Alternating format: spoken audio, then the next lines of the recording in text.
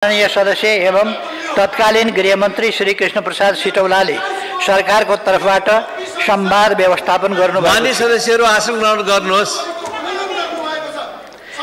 आपराधिक घटनामा नियमावलीको होइन, यहाँ संविधान उल्लङ्घन गर्ने व्यवस्था मास्ने कुरासँग म प्रश्न उठाइरहेको छु। माननीय सदस्यहरू आसन ग्रहण गर्नुहोस् र प्रधानमन्त्रीलाई समय दिएको छ। सबैले यस देशमा सबैले संविधान मान्नुपर्छ, व्यवस्था मान्नुपर्छ। हल्ला गरेको भरमा राजनीति र संसद सबैलाई अवरोध गर्ने काम गर्न मिल्दैन।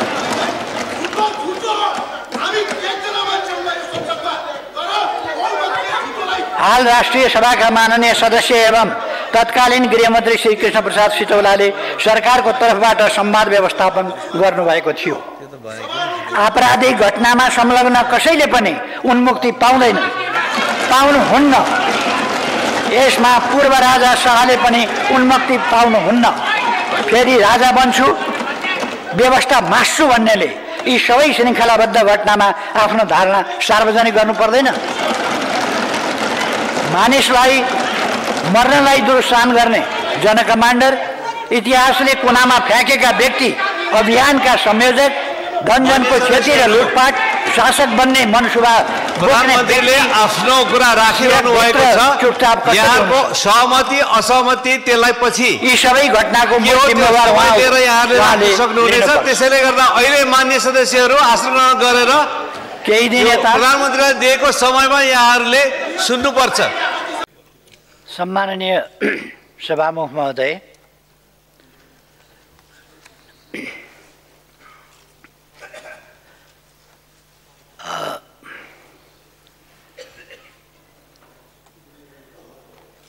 भोलिबाट मित्रराष्ट्र थाइल्यान्डमा मेरो औपचारिक भ्रमण हुँदैछ। कूटनीतिक सम्बन्ध स्थापना भएको 65 वर्षपछि नेपालको प्रधानमन्त्रीको पहिलो पटक औपचारिक भ्रमण हुँदैछ। यसबीचमा यति नजिकको र ट्रान्जिट पोइन्ट जस्तो त्यहीँबाट यता जाने उता जाने भइरहने, तर औपचारिक भ्रमण चाहिँ नभएको त्यस्तो अवस्था रहेछ। त्यसलाई अन्त्य गर्नका लागि यसपटक औपचारिक भ्रमण नेपालको तर्फबाट पहिलो पटक कार्यकारिणी प्रमुखको पहिलो पटक भ्रमण हुँदैछ।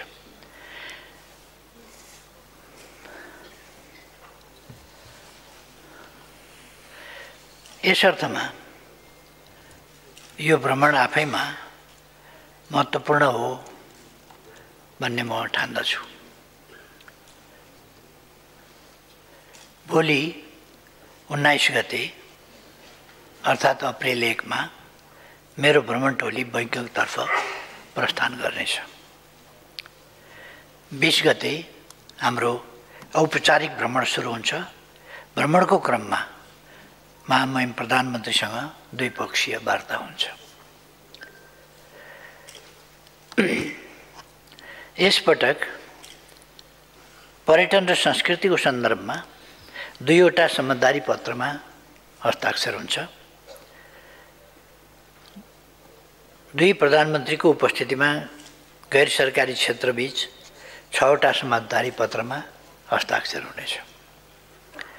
द्विपक्षीय वार्तापछि थाइल्यान्डका प्रधानमन्त्रीसँगै मैले संयुक्त प्रेस ब्रिफिङमा भाग लिनेछु।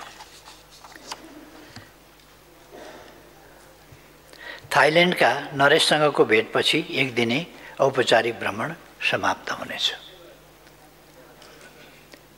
21 गते 3 अप्रिल बिहान थाइल्यान्डका प्रतिष्ठित व्यवसायीहरूसँग मेरो भेटघाट र छलफल हुनेछ। दिउँसो एसियन इन्स्टिच्युट अफ टेक्नोलोजीमा मैले सम्बोधन गर्नेछु।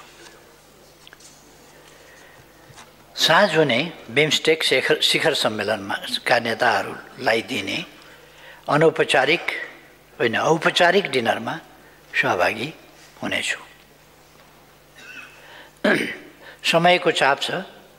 अधिकांश सदस्य देशका नेताहरू 21 गते मात्र बैङ्कक आइपुग्ने तालिका छ। तर पनि शिखर सम्मेलन लगत्तै बाँकी मुलुकका नेताहरूसँग सम्भव भएसम्म साइडलाइन वार्ताको योजना गरिएको छ। 22 गते हामी बिमस्टेक शिखर सम्मेलनमा सहभागी हुनेछौँ। बिहान मेरिटाइम ट्रान्सपोर्ट कोअपरेसन एग्रिमेन्टमा हुने हस्ताक्षर समारोहमा सहभागी हुनेछु। दिउँसो शिखर सम्मेलनलाई सम्बोधन गर्ने कार्यक्रम रहेको छ। साँझ दूतावासमा हुने कार्यक्रमसँगै हाम्रो भ्रमणका कार्यक्रम सकिनेछन् र 23 गते हामी स्वदेश फर्किनेछौँ। यस भ्रमणका दुईटा उद्देश्य मैले भने, एउटा औपचारिक भ्रमण र अर्को बिमस्टेक शिखर सम्मेलनमा सहभागिता। यसै सन्दर्भमा अरू केही साइडलाइनका कामहरू हुने मैले यस गरिमामय सदन समक्ष जानकारीका लागि निवेदन गरेको छु। सम्माननीय सभामुख महोदय, गत चैत 15 गते 2वटा राजनीतिक कार्यक्रमबारे प्रशासनलाई जानकारी गराइएको थियो। दुवै कार्यक्रम शान्तिपूर्ण र संवैधानिक दायराभित्रको भनिएको थियो। शान्ति सुव्यवस्था कायम राख्दै विरोध आलोचनाको संवैधानिक अधिकार सुनिश्चित गर्न सरकारले हुन सक्ने अवांछित घटनाप्रति आयोजकहरूलाई सचेत गराएको थियो। यस सम्मानित सदनमा राम्रो उपस्थिति रहेका दलहरूको मूल नेतृत्वमा समाजवादी मोर्चाले काठमाडौँको प्रदर्शनी मार्गमा भव्य सभा गर्यो, आफ्नो धारणा सार्वजनिक गर्यो, सरकारलाई खबरदारी गर्यो, संविधान र व्यवस्थाप्रति आफ्नो प्रतिबद्धता जनायो। शालीन जुलुस सहित भएको त्यस कार्यक्रमका आयोजकहरूलाई धन्यवाद ज्ञापन गर्दछु। हाम्रो संसदीय लोकतान्त्रिक गणतन्त्रलाई सुदृढ गर्ने विधि यस्तै हो भन्ने पनि म ठान्छु। काठमाडौँको 3 कुनेमा अर्को सभाको लागि स्थान दिइएको थियो। त्यस कार्यक्रममा आयोजक को हुन् भन्नेमा केही आशंका र दुविधा समेत थियो।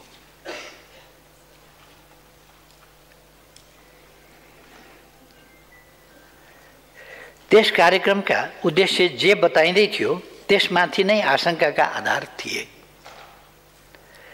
दुविधा यस अर्थमा थियो, त्यसका आयोजक मध्ये केही नाम यस सम्मानित सदनमा उपस्थित दलका नेताहरूको पनि थियो। तर 3 कुनेका आयोजकहरूले पहिले प्रशासनलाई जानकारी गराएअनुसार सभा गरेनन्। उत्तेजक प्रदर्शन र अराजनीतिक नारासहित भिड सलबलाउन थाल्यो। सभा वा मन्तव्य होइन, प्रदर्शनको कथित जनकमान्डर आफैले हाँकेको गाडी प्रहरीमाथि नै चढाउने गरी निषेधित क्षेत्र तोड्न दौडाइयो। भिड नियन्त्रण गर्न प्रशासनले गरेको प्रयासका विरुद्ध प्रहरीमाथि आक्रमण गर्ने, ढुङ्गामुढा गर्ने, प्रहरीको बन्दुक खोज्ने, गुण्डागर्दी गर्ने र कुटपिट गर्ने, लुटपाट गर्ने जस्ता वारदात सुरु गरिए। हुँदाहुँदै निजी व्यक्तिको घर, सार्वजनिक भवन, सञ्चार गृह, पार्टी कार्यालय, औषधि कारखाना र सवारीका साधनमाथि ढुङ्गामुढा गर्ने, तोडफोड गर्ने, आगजनी गर्ने र डिपार्टमेन्टल स्टोरहरू लुटपाट गर्ने जस्ता आपराधिक घटना सुरु गरियो। निजी व्यक्तिको घरमा आगजनी मात्रै गरिएन, मानिसलाई भित्रै थुनेर बाहिरबाट ताला लगाई जिउँदै डढाउने हिंसक आततायी कार्य भयो। अन्तर्राष्ट्रिय विमानस्थलमा आगजनी गर्ने र प्रज्वलनशील पदार्थमा आगो लगाई विस्फोट गराउने आतंककारी काम समेत भयो। प्रहरीका सवारी साधन मात्रै होइन, आगो निभाउन आएका दमकलमाथि आक्रमण गरियो। यी सबै निन्दनीय र खेदजनक कार्य हुन्। यस्ता घटनामा संलग्नहरूमाथि जोसुकै हुन्, जुनसुकै कभरमा किन नहुन्, कडा प्रशासनिक कारबाही हुन्छ। घटनाको विस्तृत विवरण उपयुक्त समयमा गृहमन्त्रीज्यूले यस सदनमा राख्नुहुनेछ। घटनामा संलग्नहरूमाथि छानबिन सुरु भएको छ। यसका योजनाकार को हुन् र को संलग्न छन्, सरकारले यस सन्दर्भमा छानबिन र अनुसन्धान गरिरहेको छ। विस्तृत प्रतिवेदन पछि आउने मैले बताइसकेको छु। यस घटनाको पृष्ठभूमिमा करिब 1 वर्ष अघिदेखिको घटनालाई अध्ययन गर्नु आवश्यक छ। सरकार व्यवस्था र संविधानप्रति अनास्था, घृणा र भ्रम फैलाउने एउटा तत्त्व त्यसै बेलादेखि क्रियाशील थियो। मौका खोजिरहेको थियो, धर्म संस्कृति परम्परा जस्ता संवेदनशील विषयमा अनावश्यक टिप्पणी गरी साम्प्रदायिक सद्भाव बिथोल्ने र खास समुदायमाथि आक्रमणमा उक्साउने काम गर्दै थियो। ऋण तिर्न पर्दैन भन्दै ऋणीहरूको भावनात्मक संवेदनामाथि खेल्ने र बैंक वित्तीय संस्था ध्वस्त पार्ने खेतीमा त्यो तथ्य सक्रिय थियो। यसैबीच पूर्व राजा ज्ञानेन्द्र शाहले गत फागुन 7 गते आफू अघि बढ्ने साथ देऊ भन्दै वक्तव्यबाजी गर्नुभयो। त्यसको लगत्तै ठाउँ ठाउँमा स्वागत कार्यक्रम राख्दै जनमत भड्काउने काम सुरु गरियो। फागुन 25 गते कथित स्वागत सवारी आयोजना गरियो र चैत 14 गते समाज बिथोल्न लागि परेका एकजना अवाञ्छित व्यक्तिलाई आफ्नै निवासमा डाकेर कथित जनकमान्डर तोक्नुभयो र हिंसात्मक वारदातका लागि खटाउनुभयो। प्रारम्भिक अध्ययनमा यी सबै घटनाले स्पष्ट पार्छ पूर्व राजा ज्ञानेन्द्र शाहले संविधानको ऐतिहासिक निर्णयपछि भएको सम्झौताको उल्लङ्घन गर्नुभएको छ। त्यतिखेर नागरिकको हैसियतमा शान्त जीवन बिताउने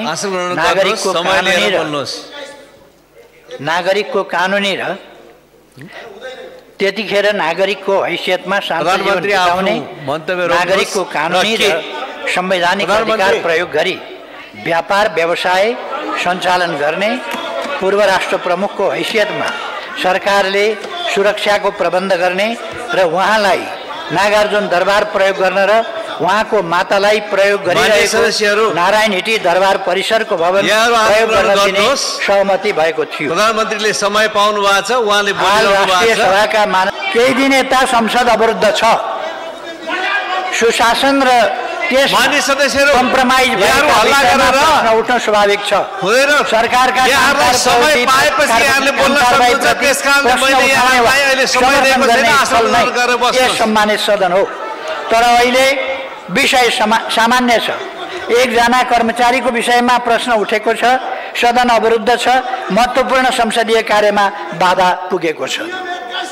राष्ट्र सेवक कर्मचारीको गुण दोष टिप्पणी गर्ने स्थल चाहिँ यहाँ हो भन्ने मलाई लाग्दैन। त्यसको प्रक्रिया छ।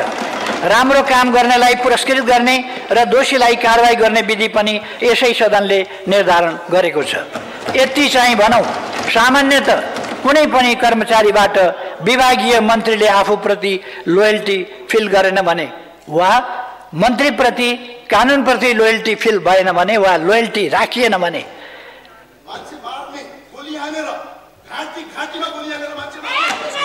मान्य सदस्य यहाँलाई समय दिएको छैन, त्यस कारणले यहाँ नबोल्नु होला। मान्य सदस्यहरू आसन गर्नुहोस्। यहाँबाट अनुमति लिएर मात्रै बोल्नको लागि म मान्य सदस्यहरूलाई विशेष निर्देशन गर्दछु। अनुमति नपाइकन तल मान्यहरू कोही पनि नबोल्नुहोस्। अनुमति पाएको प्रधानमन्त्रीले अनुमति पाएको छ, उहाँको भनाइ सुन्नुहोस्। परीक्षण पनि होला, हुने ठाउँमै होला। त्यो पनि त्यस्तो अवस्थामा सरुवा गर्ने, जगेडामा राख्ने, स्पष्टीकरण माग्ने, नसिहत चेतावनी दिने वा पदमुक्त गर्ने सम्मका काम गरिन्छ। यो अहिलेको सरकारले मात्रै होइन, जहिलेको सरकारले पनि गर्छ। अहिले पनि भएको छ, जहिले पनि भएको छ। चित्त नबुझ्ने पक्षले कानुनी उपचारको हक राख्छ, त्यो पनि हुने गरेको छ, भइरहेको छ। अहिले यस विषय सम्मानित अदालतमा विचाराधीन छ। यसमा थप चर्चा परिचर्चा गर्न विधिसम्मत हुन्न भन्ने यस सम्मानित सदनलाई जानकारी नै छ। त्यसैले यस विषयमा मलाई लाग्छ थप बहस नगरौँ। अहिलेको परिस्थितिमा ससाना विषयहरूमा ठुलो बहस विवाद चलाउने परिस्थिति पनि होइन, अवस्था पनि छैन। अहिले संविधानको रक्षा, जनताले लडेर ल्याएका अधिकारहरूको रक्षा, लोकतन्त्रको रक्षा, सङ्घीय लोकतान्त्रिक गणतन्त्रको रक्षा र त्यसको सफल कार्यान्वयनको समय हो। त्यसका लागि सिङ्गो सदन एक हुनुपर्ने आवश्यकता छ। हामीले सुनेका छौँ व्यवस्थाका विरुद्ध, प्रणालीका विरुद्ध, लोकतन्त्रका विरुद्ध, संविधानका विरुद्ध ललकारेर त्यसलाई नै अस्वीकार गर्ने र त्यसका निम्ति विभिन्न प्रकारका असंवैधानिक, गैर कानुनी र समाजलाई नोक्सान पुर्ने गम्भीर अपराधिक क्रियाकलाप गर्ने सम्मका क्रियाकलापहरू भइरहेका छन्। यस्तो बेलामा सिङ्गै समाज गम्भीर हुन पर्दछ। यस्तो बेलामा सिङ्गै समाज गम्भीर भएर यस्ता कुराहरूलाई रोक्न पर्दछ। हाम्रो ध्यान त्यतापट्टि जानुपर्छ भन्ने मलाई लागेको छ। कहीँ कतै सरकारको तर्फबाट कुनै काममा या कुनै नीतिमा कुनै व्यवहारमा कहीँ कमी कमजोरी भएको छ भने सरकार आलोचना सुन्न तयार छ, तर ती आलोचनाहरू संविधान र व्यवस्थाका कानुनका दायराभित्र र सामाजिक मूल्य मान्यताका दायराभित्र हुनुपर्दछ। जथाभावी भ्रम फैलाउने, जथाभावी क्रियाकलाप गर्ने, जथाभावी बोल्ने जस्ता कुराहरू यो कहीँ पनि स्वीकार्य हुन सक्दैन। लोकतन्त्रमा जस्ता सुकै कुराहरू र असामाजिक कुराहरू पनि स्वीकार्य हुने भन्ने कुरा हुन सक्दैन। लोकतन्त्रले एउटा सीमा निर्धारण गरेको हुन्छ।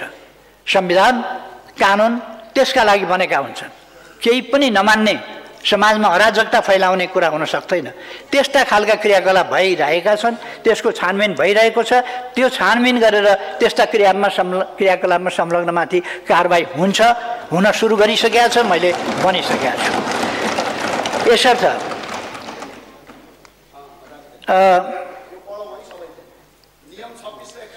त्यसैले यस विषयमा सम्बन्धित निकायलाई आफ्नो काम गर्न दिउँ। राम्रो काम गरेका व्यक्तिको पनि अनावश्यक चर्चा परिचर्चा हुँदा उपयुक्त निष्कर्ष आउँदैन। व्यक्ति व्यक्तिको नियुक्तिका विषयमा यो गरिमामय सदन विभाजित पनि हुनुहुन्न। बरु अबदेखि यस्तो गरौँ, लोकसेवाबाट नियुक्त हुने बाहेक अन्य प्रक्रियाबाट सरकारले गर्ने नियुक्ति सरकार फेरिदा स्वतः पदमुक्त हुने व्यवस्था गर्ने कि सल्लाहकारदेखि महान्यायाधिवक्ता र राष्ट्रिय योजना आयोगसम्म त अहिले पनि प्रधानमन्त्री फेरिदा स्वतः पदमुक्त हुने फेरिने गरेकै छन्। त्यसलाई पोलिटिकल नियुक्तिको तहसम्म पुर्याउने कि विशेष गरी प्रतिपक्ष बेन्चका मान्यज्यूहरूलाई अनुरोध गर्दछु, अहिलेको विषम परिस्थितिलाई मनन गरौँ, सदनको अवरोध अन्त्य गरौँ, एकताबद्ध भएर हामीले लडेर ल्याएको सङ्घीय लोकतान्त्रिक गणतन्त्रलाई सुदृढ गरौँ, हामी आफैले बनाएको संविधानलाई समृद्ध बनायौँ। अहिले 6वटा मध्ये 5वटा विधेयक अध्यादेशहरू दुवै सदनबाट समयभित्रै स्वीकृत भइसकेका छन् र अब तिनीहरू विधेयकको रूपमा सदन समक्ष प्रस्तुत भएका छन्। विधेयकको सम्बन्धमा संविधानको धारा 114 को 2 अनुसार हुने कुरा म यहाँ स्पष्ट गर्न चाहन्छु। त्यसो भएर यसलाई धेरै विवादको विषय नबनाऊ र सदनलाई सुचारू गर्न म सबैलाई आग्रह गर्न चाहन्छु। हामी जनप्रतिनिधि हौँ, संविधानको शपथ लिएर आउने अनि संविधान मास्ने क्रियाकलापमा लाग्ने कुरा शपथ विपरीतको कुरा हो, नैतिकता विपरीतको कुरा हो। त्यसकारण शपथ विपरीत जानु हुँदैन। नेपालको संविधानको शपथ हामी सबैले उभिएर लिएका हौँ। संविधानको शपथ लिने अनि संविधानकै खिलाफ जान्छु भन्ने, संविधानको भन्दा माथि शपथ कसैले देश र जनताका नाममा लिएका हुँला, कसैले ईश्वरका नाममा लिएका हुँला। ईश्वरका नाममा शपथ लिएर, संविधानको शपथ लिएर, ईश्वरका नाममा कसम खाएर त्यस विपरीत चल्न मिल्छ नैतिकताले? त्यसो भएर म सबैको ध्यान आकर्षण गर्न चाहन्छु, हामी एउटा थिति, एउटा मर्यादा, एउटा सामाजिक मर्यादामा बसौँ। अहिले यति नै भनौँ। धन्यवाद, सबैलाई धन्यवाद।